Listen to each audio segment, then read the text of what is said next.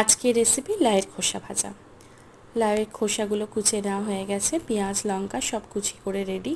কড়াতে তেল দিয়ে দিলাম শুকনো লঙ্কা, একটু ভাজতে থাকবো। ব্যাস, এবার দিয়ে দিলাম পেঁয়াজ কুচি।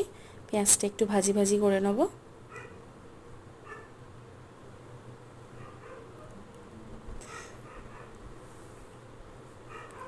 দিয়ে দেব লাউয়ের খোসাটা। এগুলো আগে থেকেই কুচে ধুয়ে রেখেছি। এবার একটুখানি নেড়ে ছেড়ে নেব।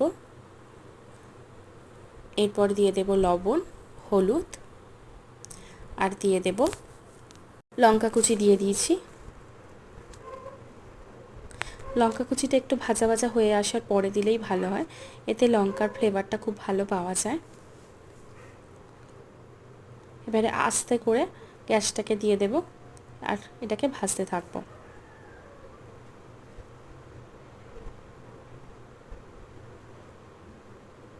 ব্যাস, মোটামুটি ভাজা ভাজা হয়ে গেছে। এবার গরম ভাত দিয়ে পরিবেশন করব লাউয়ের খোসা কুচি।